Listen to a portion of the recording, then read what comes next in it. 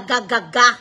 Makinig kayo sa akin, wag na wag kayong magpaloko. Putang ina ko ng mga itsura nyo, mga barbidal. Ano ang sagad nyo sa pinadala kag bakal sa iPhone sa mga lalaki bilatsing iloy? Pangita ka mo sa nga fam. Pangita ka mo sa mga lalaki nga sagudon ka mo. Ibagayaran nakakamahal-mahal sa pagpasuso nyo. Pagpalagay nyo sang suso bilatsing iloy. Ang mahal pagpalit nyo sang inyo nga mga tuy-tuy. Ang mahal pagpa-no-slip, ang bibig lahat. Ginpa-barbie nyo ang inyong muka. Tapos yung di puta, kamo ang magbibigay sang sapatos, sang tuition allowance. Sa isa ka Pilipino nga tarugo?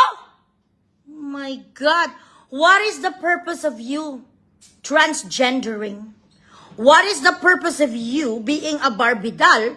Tapos, di ba, gusto mo babae ka gani para respetuhon ka kag palanggaon ka bilang isa ka babae?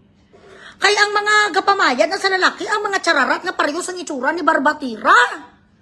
Kung ang mga itsura mo daw si Risundo Muya, kag si Pau Marie Samantha, dapat hindi ka magatag sa lalaki allowance. Siya dapat ang matag si Mulibo-libo.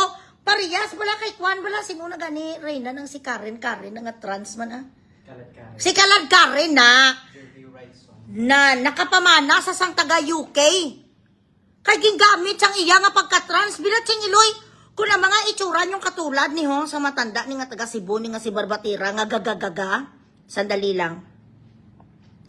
Yan, dapat kagunang itsura mo nga katulad kay Kwan, kay Pukirat, dapat naman talaga nga magbayad ka sa lalaki kasi pag hindi ka nagbayad, walang chuchupa sa'yo.